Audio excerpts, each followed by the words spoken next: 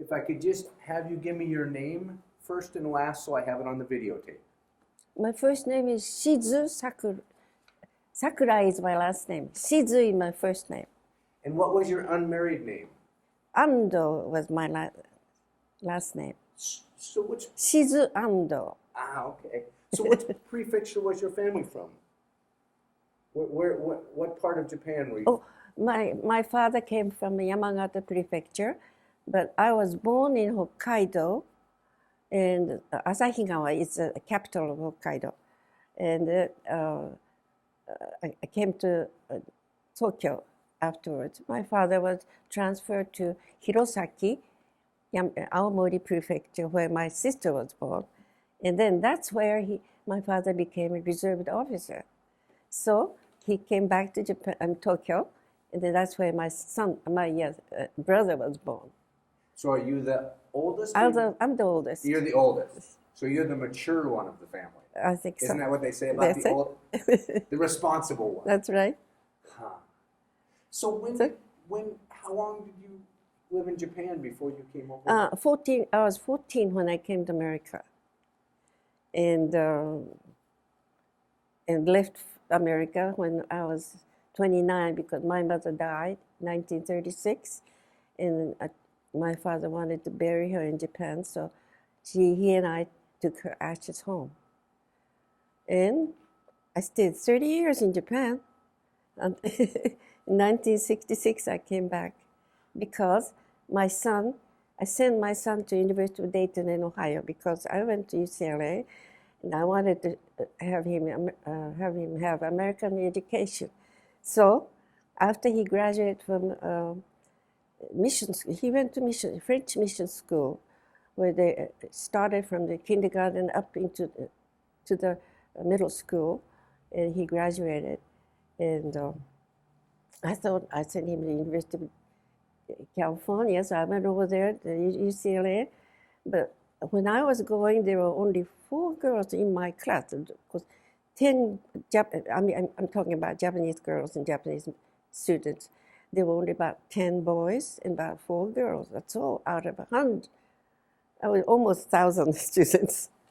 And so when I went there were too many Orientals, Chinese and Koreans and Japanese. Those days I only saw Japanese students, but when I went back in 1956 to look for a school for him, there were too many Orientals. I said, oh my, he'll never learn his English. So I decided to go to Dayton, Ohio, where I had a very nice American colonel and his wife as my friends. And Mrs. Anderson took me to University of Dayton. And I found out Dayton University also was backed by French society or something. And Father Collins was the man. He came, and he told me, he said, send him over, I'll take care of him. So I said, I was so happy. And I told my son about that, and he said he was very lucky because those days, all the students graduated from middle school had to take very severe examinations to enter colleges. But he didn't have to take any exam. He just came to America and he entered. And of course, they had a special English class for foreign students. So he learned more English conversation. What about, now you went to school in Japan until you were 14? Yes, I only had 1 year of middle school, jogakko we call it. Jogakko, jo is woman, gakko is school, women's school, that's middle school. I only had 1 year of it. And when I came to America, my brother took us to, he was already 5th grade or 6th grade in grammar school. And he took us to the there was a grammar school called Grant School in Hollywood. And we went there, and he took us to the kindergarten. So we started from the kindergarten. I was 14, and all the little boys and little girls were there. So we decided we'd do something. We couldn't just listen. We were trying to listen to learn what kind of conversation they were having. And So my sister and I took origami. You know what origami is in this square colored papers? We made lots of things like birds and houses and boats, and they just loved it. And the teacher just loved it because it was something new. And we were listening to the boys. And pretty soon, there were quite a few foreigners, like some from Czechoslovakia and Italy, and there were quite a few foreign students in that school. So the principal started a special English class for foreigners. So I was there, and my sister both. But I had some English studies in Japan, like ABCs, and some of the small words like dogs and cats and houses and men and women. So I knew some, but not too much. So anyway, we tried to learn English conversation or English. We studied English in special class, and from there, a teacher sent us to different classes, and we finished grammar school. I finished the grammar school in 1 year time, and then went to DeKalb Junior High School, which was just close to my house, just about a block or two from my house. There was a DeKalb Junior High School. We went there. And then after finishing DeKalb, we went to Hollywood High School. And I studied very hard. And one time, my class home teacher asked me, Lillian, oh, the reason I got named Lillian is my father took my sister and I to this, the lady who taught him English many years ago. She was an old lady, but very nice, sweet lady. And she looked at me. Shizu is very hard to pronounce. They probably say Shizu, and you never answer. so she said, you look pale, so I'm going to call your name Lily. And my sister had rosy cheeks all the time, and she called her Rose. And let's change it to Rosa and Lillian. And she gave us the name. I used as my nickname all through my life, even now. Oh, you still use it? I still, because a lot of people know me as Lillian. So then, anyway, we went to high school and we graduated.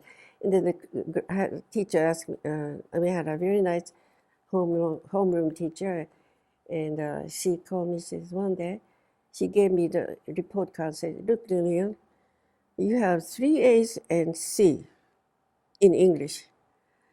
And said, well, would you go ask that lady, Miss Masters was her name, English teacher, see if C is B minus or B plus. Find out. If it's B plus, ask her to change. C, she said, it could be C plus or C minus. If it was C plus, she could change it to B minus. It's actually when I didn't know anything about it, but when I found out, when later on, many years later, when I think about it, I said, "Oh, that's a bribe." I never thought of that, but anyway, she said, "Go ahead and ask Miss Masters." And Miss Masters looked at my report card and said, "It's C plus. Let's change it to B minus." And then my homeroom teacher said, "Now you're second honor roll." So I said, I had never known anything like that, honor roll, second and first honor roll. And my father was so grand, so proud of me, and he said, you do the best you can. So, okay, all right. And I studied real hard and kept on being on second honor roll until I graduated. Maybe that's the reason I was able to just enter University of California at UCLA without taking any exam or whatever. I don't know. Now, at this time, your father was doing what? Oh, he was making Japanese gardens to different. He was working as a gardener. He was using Mexican help, and I never worked. I never even earned any money working. But my father did everything. He even bought us a car. When I was 16, I started driving, and I enjoyed it very much. And when I came to Japan many years later, I was driving. there were very few women driving. And every time I came to the police station, he would stop me and show me the license. And then the men drivers would, he just, what a woman, or something like this in Japanese. So even in Hollywood, was it pretty rare for a high school student to have a car? I think so, but then lots of, I think they were driving in America, but not in Japan. I was about the only one driving around when I came back to Japan. It was hard to take a driver's examination in Japan because most of I had to take the license, I had to get the license in Japan. So I went there for the exam, and my goodness, when you had to do the real driving, there were lots of just boys, young boys wearing not even shoes, what Zori is, just sandals, and not even stocking that they were wearing. But anyway, they were the ones, and I was the only girl. And usually in America, you're supposed to drive your own car, right? But in Japan, it was a truck. I was supposed to, those boys were, I think, working for different shops. Maybe they were driving trucks. So they had to show how they can drive the truck.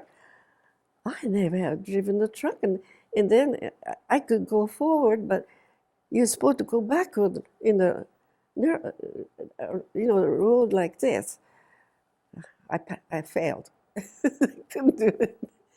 So I had to study 1 whole month, and then finally got the license. But I didn't have to drive then, but I had to go to school, driver's school, 1 whole month. But anyway, where did I stop? So when the war ended and American occupation came, they really needed an interpreter.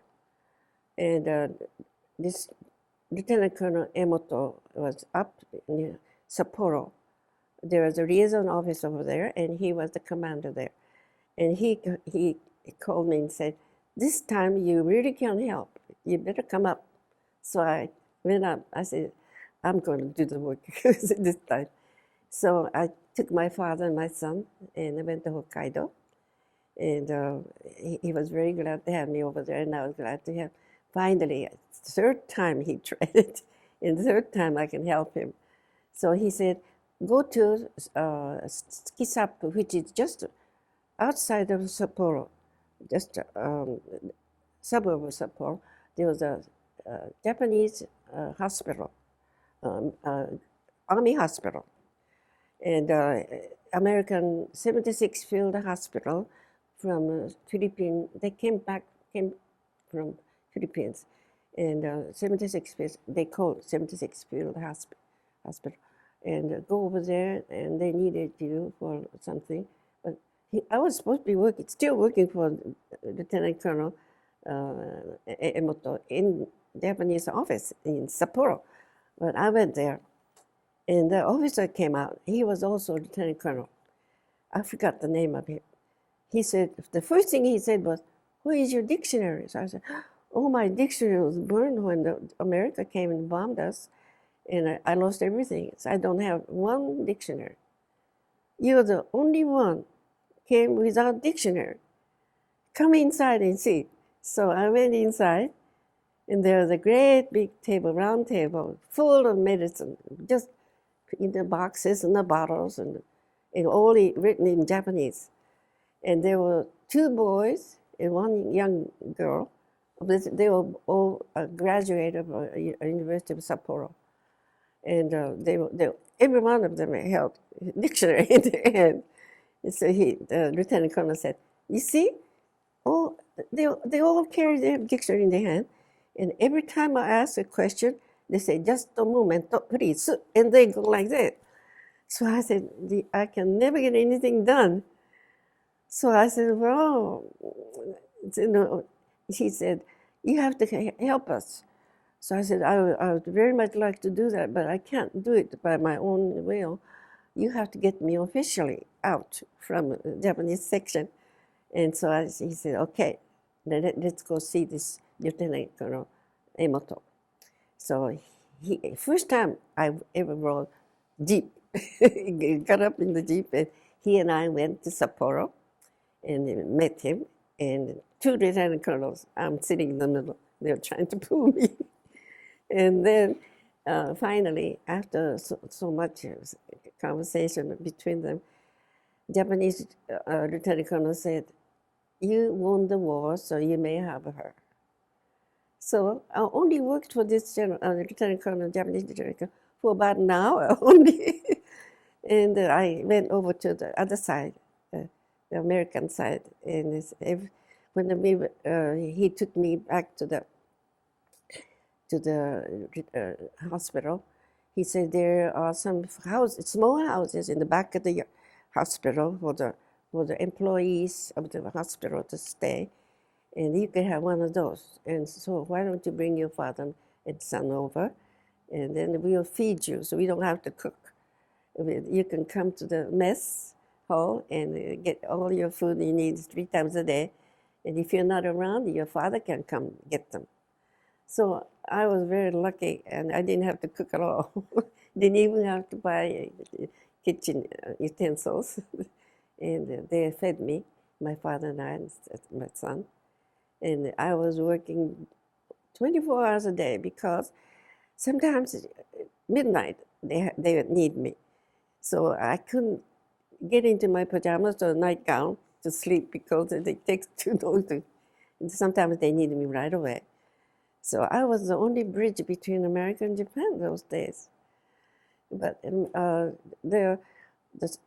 the soldiers that came right after the war were very nice, gentle, older soldiers, seems like. And they were very, very kind. And they didn't show us, I mean, we won the war and that type of, well, they were very kind. And we were so scared, but everybody was scared. But then they would say, oh my, they're very nice people. And they just loved to, see them come in, and they were very kind too. And then they had to go home about 6 months later. And when they were going home, we had a sayonara party. And all the people that worked in the hospital, and then the commander, and then Japanese, the people that owned, they operated the hospital, Japanese had the officers.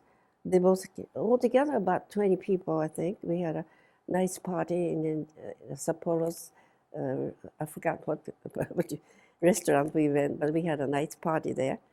And I sat between two commanders. And American commander, we were having dinner, and then American commander, I have a confession to make. I said, well, what is he going to say? And he says, when we first came in, we were so scared. We don't know what kind of people we were going to meet at the hospital. And he didn't have any weapon or anything, just came. And he said, I was scared. Inside I was shaking, but then I couldn't show it.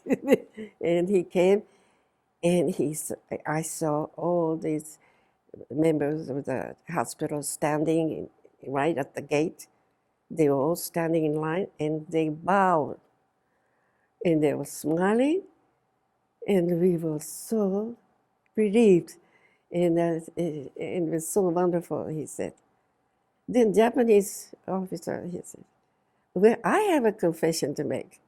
So I didn't know what he was going to say, but he said, we were expecting a very fierce, violent soldiers come in to take over.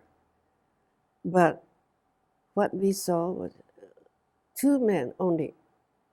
1 man and then an officer and then the soldier. Only 2. Not even pistol, no weapon. And this is, my goodness, how gentle they are. And we were so glad. And that's why we stood and bowed. And so they confessed to it. So I was so happy. I didn't know what they were going to say. We had a wonderful time. But they went home.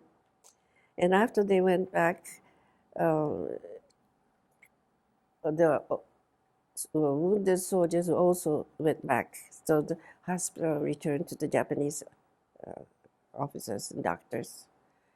So I had to move somewhere because they didn't need my interpreter. And then I was told to go to Sapporo City. There's a hotel called Grand Hotel, one of the largest hotels in that area. And that was made into an officer's village. And then lots of officers were living there, and they needed some interpreters. There were only 2 interpreters, and they needed interpreters all through the day, even at night, during the night. And so if I went there would be 3 girls, and everyone take 8-hour shift. And it was, so I helped. And the 2 other girls were Japanese American. They were born in America, and they were back in Japan when the war ended. So they were the ones, and the young girls, very young. And I was the only one older, but I was born in Japan, so Japanese interpreter. And we worked 3 hours a day, 3 shifts of 8 hours. And one time, I have to tell you something, at night, I had a night shift, and I was busy and working. And then I saw through the window, there was a young boy crying. And then there was soldiers going like this and hitting him. And the boy was going like this and he's crying. I went back and I said, "What's the matter?" And she said, "He doesn't understand what I'm talking about." So I said, "You have to speak Japanese to him," I told him. And then he said, "Oh, well, okay." And then the Japanese boy ran away. But I tried to save him that way. But some of those boys and soldiers that came after the first group went back were all young, and they never, I don't think they ever went to the war. They were the young recruits, I think, and very violent, and they all had the attitude of, "Who won the war? We won the war," like that. So there was a real different attitude. Very much, very. I was really surprised. And one time, I was working as an interpreter at the Grand Hotel. I was walking down the hall, and all of a sudden somebody caught me from behind. And there's a lot of empty rooms in the hotel, you know. And I was almost dragged into one of those rooms, hotel, and looked, a drunken man, I think I summoned wine. And I had a bunch of keys in my hands, so I fought. I was young enough so I could fight. And finally, I freed myself because I hit him in the face, I think, with my, there's lots of keys, you know, but 20 keys, big ones and little ones, and like that. And I didn't let it, I was holding it through my middle finger like this. And I fought with it. And I didn't see his face, but I almost got raped. And that was one of the younger soldiers. Yes. Yeah. Oh. But when I went back to my room, I had the room downstairs in the basement. All my buttons in the brass was gone. But I was strong enough so I could do it. If I were older, I guess I probably couldn't. But that was a bad time. But anyway, all the rest of the time, I think Occupational Army did a very wonderful job of helping people. When you interpreted, what type were you interpreting between wounded soldiers or just people trying to get things back in order? All kinds. Sometimes I had to go to court. They had, so, you know, some of the soldiers were doing something bad, and I was asked to go to court and represent. And it's all just an ordinary conversation between officers and Japanese. They don't understand English, so I had to interpret. But you know, there were some nieces, second generation boys, they were interpreting also sometimes. But I found out they were using a familiar language. They don't know the polite way of expressing. So sometimes when they're talking to someone who's maybe the mayor or somebody with higher rank in society, they were using very, very terrible family language, like, come over. Oh, I don't know, do you have English family language instead of polite? Do you think so? Informal or slang, yeah. There's a respectful Yes. language in it. They weren't using that, and I felt so bad sometimes. Like, sit over here, please sit here. Instead of saying, say, 座れ, like this, like it means, go sit down. So they didn't have a good No. command of the. They didn't, and I felt so bad about that. But anyway, that was one of this. I know I've talked to some people that because they had gone to school in America and come back, there was some of that. They didn't know where they fit in. They would say, "Oh, you speak English too well, so you're English, not Japanese, or you're." So they didn't. Did you face any of that, or were you pretty good at crossing No. back and forth? I never did have any problem. I had 1 year of second, 女学校 means middle school. So I could read and write Japanese. And my father taught me lots more to read when I was in Hollywood, So I was able to read and write. And my mother was very good in calligraphy because she was serving as there's a Princess Arisugawa. I don't know what to call, lady in waiting. That's what she was, and she followed her all over, and she was writing her letters. And my grandfather was working in the imperial household, and he was writing letters for Emperor Meiji. He was a letter writer, and so he taught me lots of calligraphy work. So I'm enjoying calligraphy right now. We have a very nice teacher from Japan, and I go there. Ever since 5th grade in grammar school, I never held brush for calligraphy. So I'm enjoying it right now. Where were you when Pearl Harbor happened? Because in America, a lot of history. I was in Japan, of course, in Pearl Harbor, and my father said that month, "Oh, the Japanese army generals, they don't know the power of America." He was so disappointed when that happened.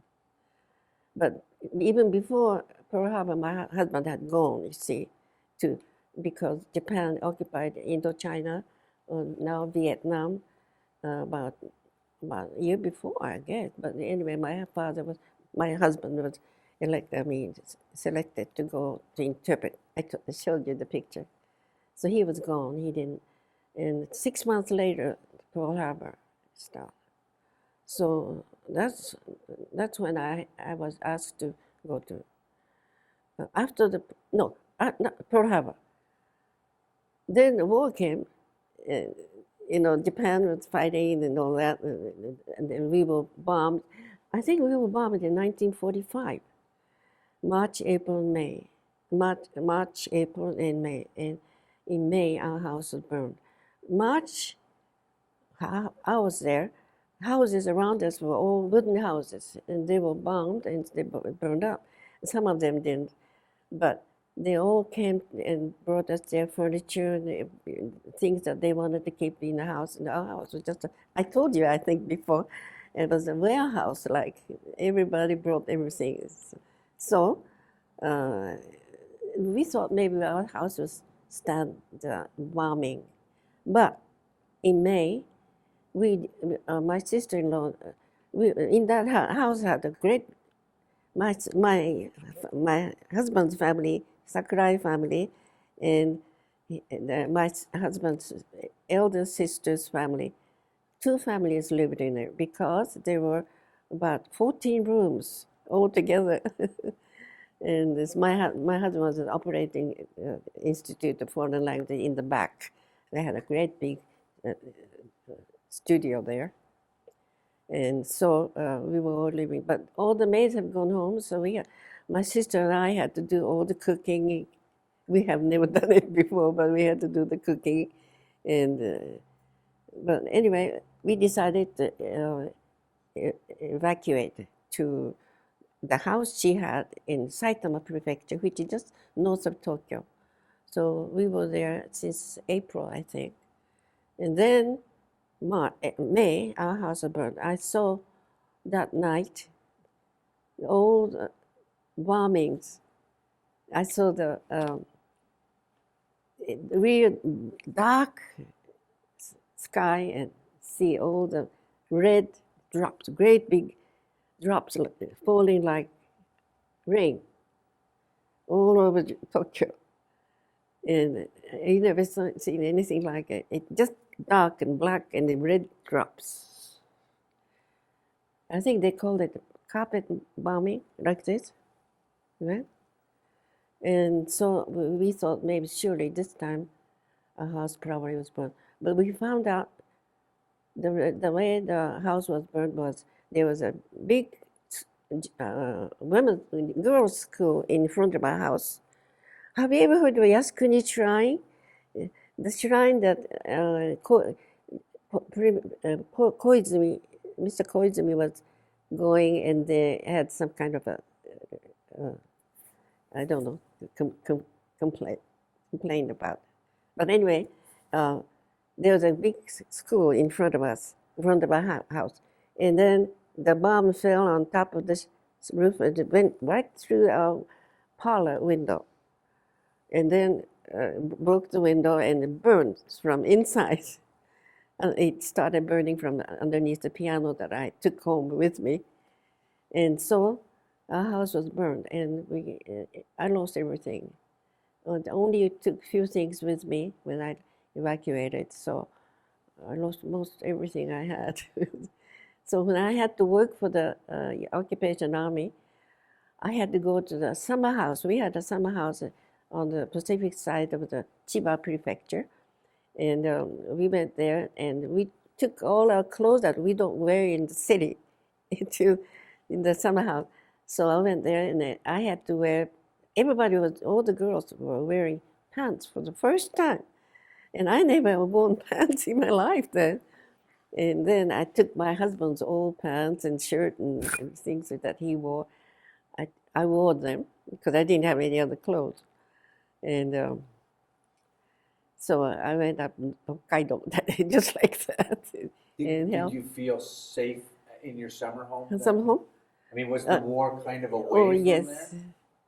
But then I was asked to go to Hokkaido, to help the colonel, so I went. But on the way, the trains were so crowded, and all the soldiers that coming back home they didn't care what happened. They just went and sat, and they're not very kind to those soldiers.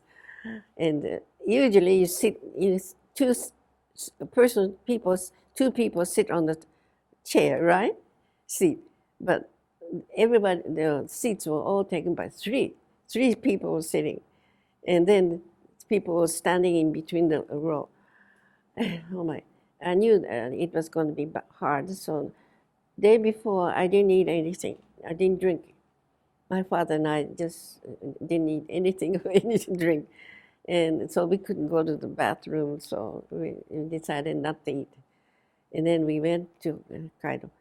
Oh, I had to protect my son. I was strong enough those days, so we stood by the window.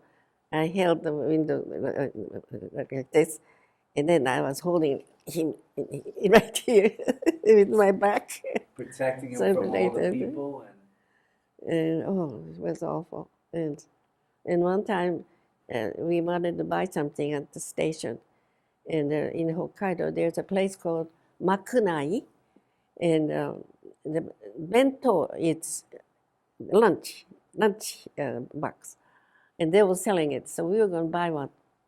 And I had, those days, you could only use ration ticket. And not money didn't make any good. So I carried the ration ticket like this, and the boy was coming. I mean, the salesman was coming. So I was showing him the tickets, and he was coming toward me. He said, "The funny part about it, this is I don't think it's going to be difficult for you to probably makunai and bento." So somebody said bento, and then somebody would say makunai. Makunai is a station's name. So people from working at the station was telling them where we were, makunai. But makunai sounds like umakunai means not so good tasting. Umakunai means so bento umakunai. So I thought, my goodness, makunai bento. I felt so funny. But anyway, I was holding all of a sudden, a little boy, about 11, 10 years old, he ran from and took all my ticket, ran off. I couldn't buy it. My son was crying, He wanted the bento, and he didn't go. Oh, I felt so bad, but I was without the ration ticket. But when we got to Sapporo, I was supposed to go to a certain address, and I did. And the taxi took me there. And I opened the door, and I said, "Gomen kudasai" means, please, I'm here. I don't know what to say. That's the way. What would you say when you open the door? Hello? Like Hello? that? Like that. And nobody's in the house. I was supposed to see certain people there. Then I noticed something. Right at the entrance, Japanese house, tatami floor. Have you heard?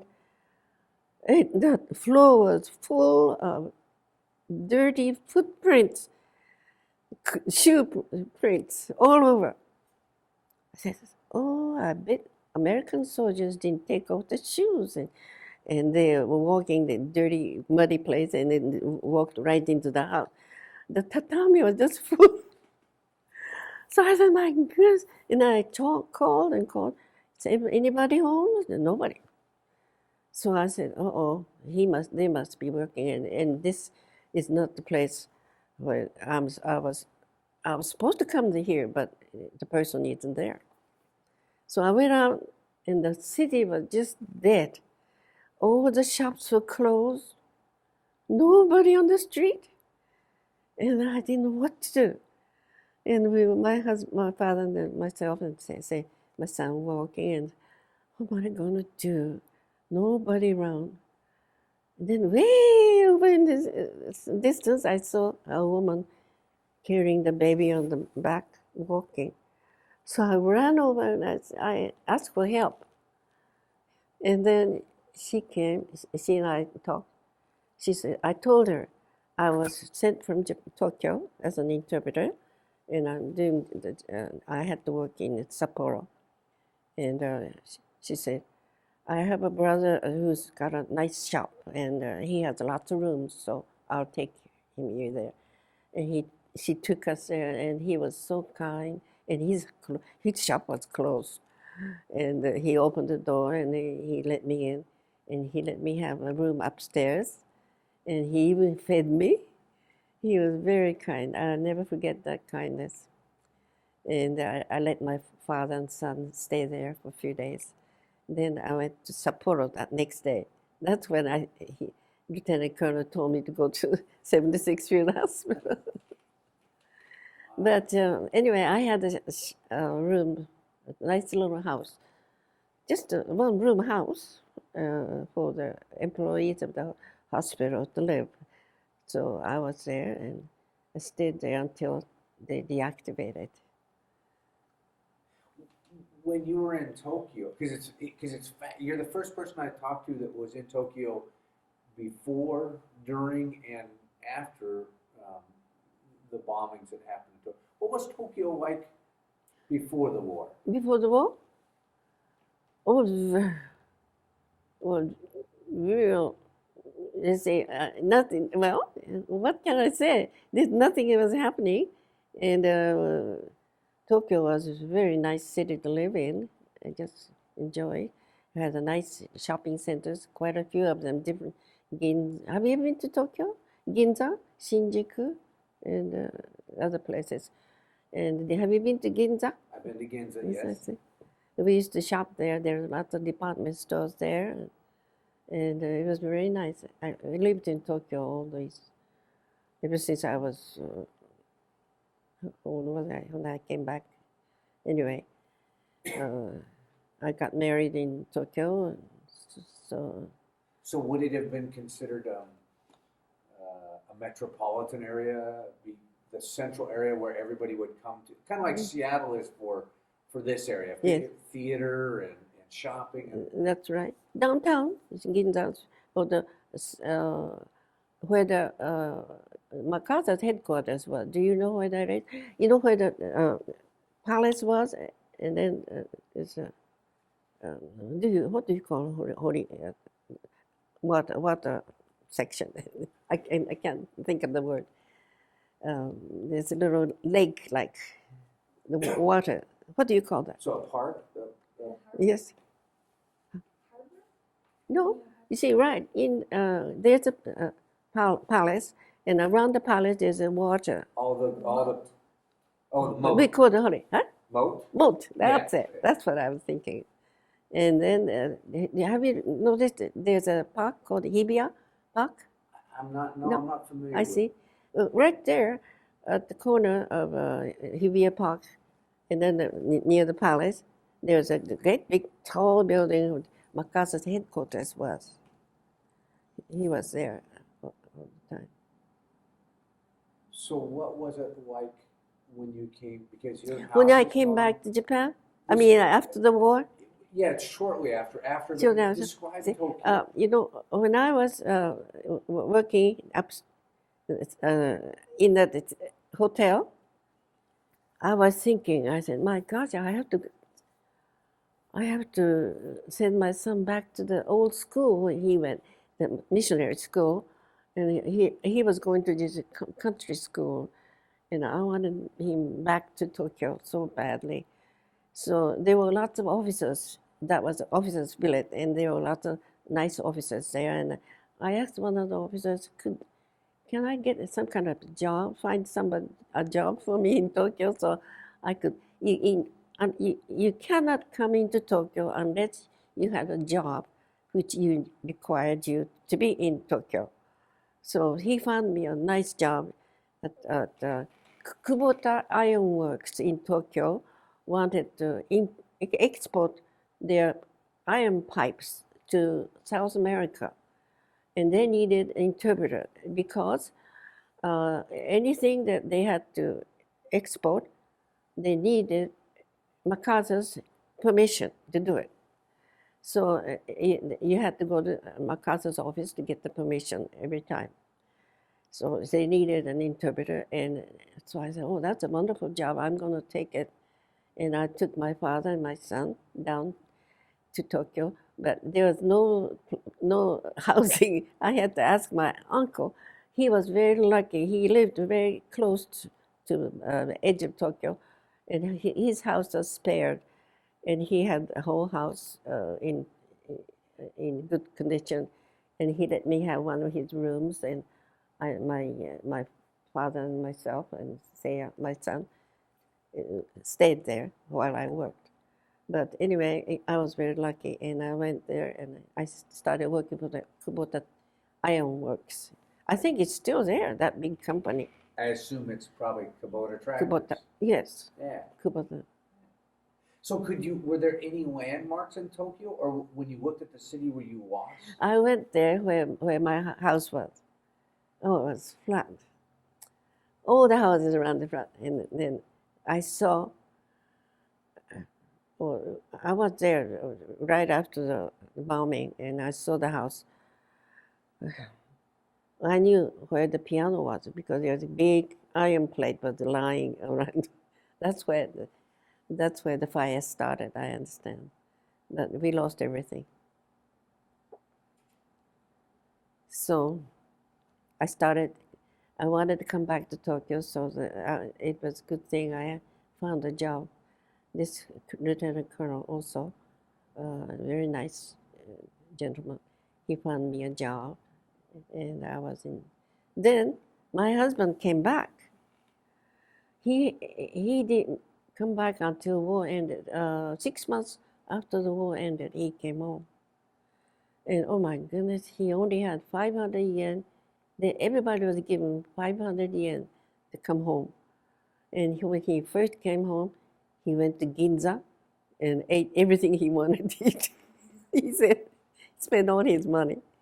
And my sister and we were all in, so I was working up in Hokkaido then, but my husband went to see his sister, and my sister called me and said, yeah, Hiroshi-san, it's his name. Hiroshi-san came back. Do you want to come back? So I said, oh, yes, I will. So I left my father up to Hokkaido.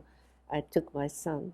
I was going to go alone, but my son said, I want to see my papa. I haven't seen him for so many years. I forgot him. So I said, all right, I better take you. So you're going to have a hard time traveling down in the plane, in the train. He said, I don't care. I will stand everything. So he went. He and I came. And when I saw him first, he was so pale and skinny, and he was so different because he didn't have enough food, I guess. And besides, I understand he had a dysentery or something, and he had to go to hospital. And he was very lucky to be alive because when he was in hospital, General Cho, to whom he was interpreting, was ordered to go to Okinawa. And my husband spoke French and English both. And he was supposed to go with him, but he was in hospital, so he couldn't go with him. So he saved his life because General Cho committed suicide when Okinawa was taken. He committed suicide. And I don't know what would happen to my husband. He may have died. But anyway, that was later on. But when he came home, he told me he was in hospital and he didn't have to go. So he was so thin and Did your son recognize his father? Yes, he did finally. So how long had your husband been gone? And he was gone for 6 years. And how old was he went 1940, came back at 46. So how old was your son? He was about 3 years old, so 9 years old. So they were very happy to meet each other. Some of the travesty of war, where you see families. Yes, that's right. 6 years of Yeah, I think the reason he was in hospital saved his life. He had gone to Okinawa. I don't think he would have come home. And then when he was in a hospital, Japanese Army hospital, they didn't have medicine to cure him. But a French doctor, whose son was in trouble with Vietnamese one time, and my husband saved him. He remembered my husband, and he found out he was in Japanese hospital, and he thought he'll never get well in that hospital because they don't have the medicine. So the French doctor went and got him and cured him, and that's why he came back home. Otherwise, he probably would have died over there too. And I'm so grateful to that French doctor. But French doctor remembered my husband. Well, your family was very looked over. I mean, I know. you with taking care of your son when they asked you to be Tokyo Rose, and then you were sick the next time that they wanted you to interpret. I couldn't. I would have been in big trouble when I was coming back. Just because I sent my son to University of Dayton, Ohio, Boeing went and got him before he graduated. And he graduated in February of 1962. But in the autumn of the year before, the Boeing went and got him. And he's the only Japanese boy to be hired by the Boeing. You know why? I said, I think it's all because he was so much interested in airplane ever since he was a little boy. First, he was interested in trains, and he used to make trains and write pictures of trains and everything. But afterwards, our room was getting too small for the rig rails, so he decided to do the airplane. And he loved airplane. He even took lessons in gliding. He did in Japan. But anyway, he made model planes, lots of model planes. And one time or twice, he would be in the contest for the boys made the airplane by them, and he would make big airplanes bigger than his body, and he would carry in his back and ride on the bicycle, and he goes to Yokohama or whatever. And one time I remember he got second place, and then the next time he got the first place. Wow. And I think I had a picture of him somewhere. I can't remember. But anyway, that's why I think he was interested in airplane. When he came to University of Dayton, he went to Wright-Patterson Airfield nearby, and he was taking flying lessons. And then, of course, later on he got the license, and he got Cessna something, I forgot. And my husband and I, he took us up, and we flew around the Mount Rainier, and I saw Mount Rainier down below. Was it, when you went back to Tokyo, was it tough getting food for your son and yourself? I mean, when I went back to Tokyo just after the war? After the war? Yeah, because, I mean, a lot of Tokyo was gone. You have a young yes. son, and was it hard for people to get food? Were a lot Very, of people very starving? hard, very hard. We had to, sometimes everything was rationed, and we thought maybe we better save some rice for the children, my sister and I. And we had no help, we had to do everything ourselves. But those days, maids were gone, and I just didn't have anybody to help us. So she and I first time started cooking, but we did it. And then one time we said, let's save our rice and go eat at some of the restaurants.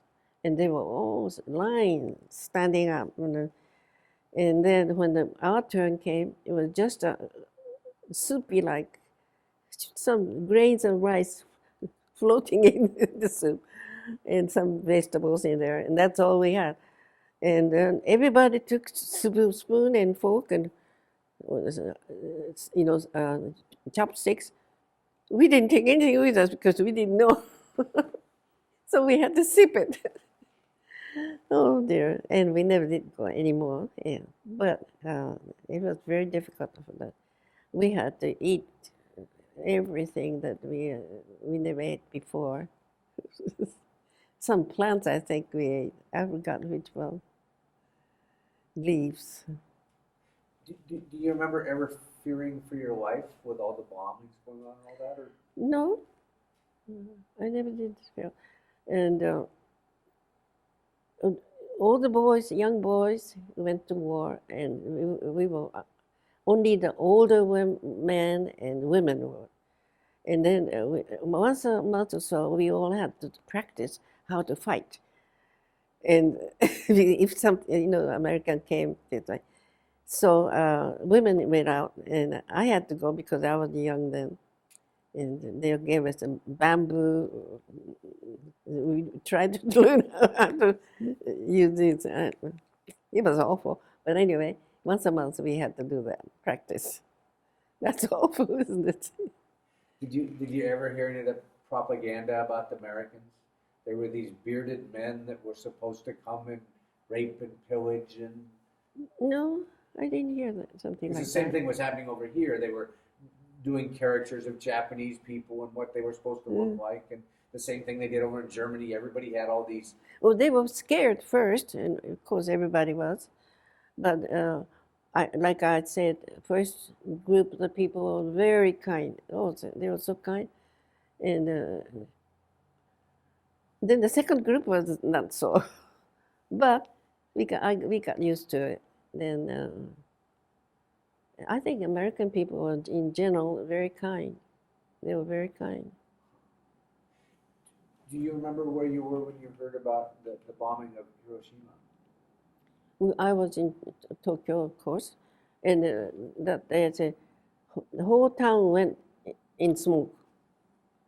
Oh no, how can they do that? I thought they disappeared. I said, so I didn't know. But anyway, it was my husband's classmate who didn't go to war, but he was working for the government in Hiroshima. He worked at 8 o'clock in the morning, you see, so he was living outside of Hiroshima, but he went right into the bombing. He was killed there. He's the only one I know of who met this atomic bomb. I've heard people, I mean, like where you said the whole city was gone and you kind of chuckled like you couldn't believe it. I've heard a lot No. of people say that when they heard reports, they No, really. they said the whole city disappeared. That was we didn't have the television then, but we had the radio and we listened to radio all the time. That's what they said. I said, how can they do that? But that's what happened. Do you remember in the Nagasaki, did it create was there a relief that the war was over, or was there more But anger that? but just about a month or so later, I believe. So we didn't hear much about Nagasaki, but we heard a lot about Hiroshima.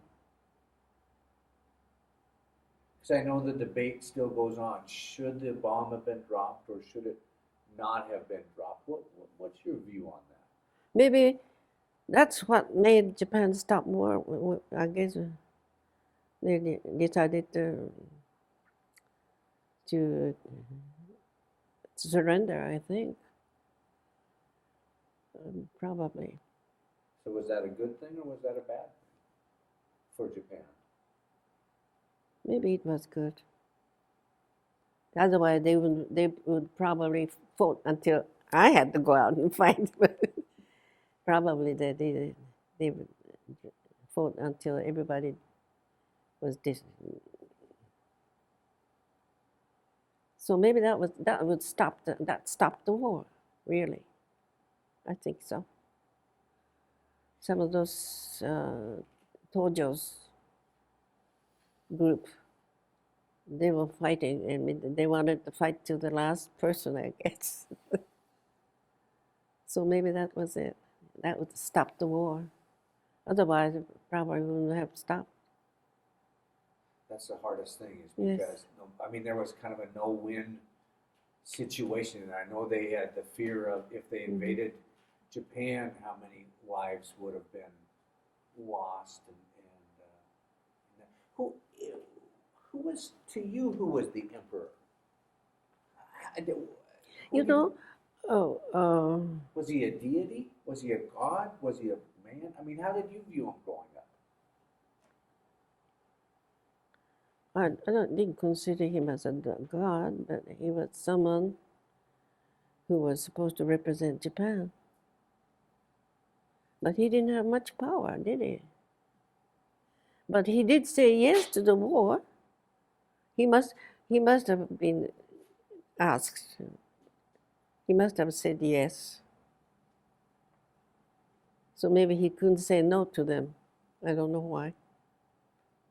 I don't know, the hard thing is when a person is put into war, the Japanese soldiers went to defend their country, the American soldiers went to defend their country, the Germans, everybody was doing what they thought was right, and they have different mindsets on that. And I hear a lot of the soldiers, again, the honor to the emperor, to fight for the emperor. And That's what they said. so was that, that's how the history books portrayed. Is that how you viewed it in Japan, that the emperor did command the respect and the That's honor? right. We all did. So the war was something that we all did, didn't we? Experience. What you did, because you're a young lady, so you were born after the war, right? You were born before after the war. Yeah, just after. So you know. That's the hard, and that's the thing that we're trying to educate future generations about, because history books just tell us names and dates, but we never understand that these were real people on all sides, and what issues you had to face. And you have a unique story because you were born in Japan, you spent a lot of time in America, then you went back to Japan, and so you had a unique perspective because just about a half and a half. Half of my life in Japan, half of my life in America. Do you remember if growing up, if you viewed yourself as Japanese or American, or did you even think about that? I'm both. When I think back, I sure appreciate what my father did. If he had become a professor in mathematics in one of the colleges, I would have, stayed here and never have experienced American life. But those days, not many people came to America, back in 1914, I think. And I always appreciated what he did, because otherwise, I tell all my relatives here, I said, just think, if my father didn't come, and some of my relatives have their parents, their grandfathers that came to America. If you don't think of those people who come to America, we're not here. Just think. And they said, that's right. It's so amazing to think, because nowadays you can get on a plane and in 12 hours I can be in Tokyo. But what your father had to do... Oh, he took the boat, of course. Many days, I guess. Which means because of communication back then, no TV, no internet. When I came to America in 1922, took us, I don't know how many days to Hawaii. When we first came to Hawaii, they stopped the boat at the harbor first. And everybody, all the adults, and I got on a freight ship, went to South America. And there were only about 10 passengers. My sister and I were the only children. And everybody was out on the deck and looking down. So my sister and I went, and there were lots of dark people swimming around. And I said, my God, they're not fish. But they're dark people, Hawaiians. And of course, later I found out. And then there was lots of empty boats floating. And then lots of times they jump into the boat, shake their ears, and the money comes out. What are they doing? And, they were throwing money, coins, from the boat. And then they were all taking it and then swimming it and then picking them up and putting them in their ears. That's all the place they can save them. And they were shaking. Oh, and the first time I ever saw dark-colored people because I thought they all only existed in storybooks. I saw some of them, in storybooks. And I said, my goodness, they really exist in this world.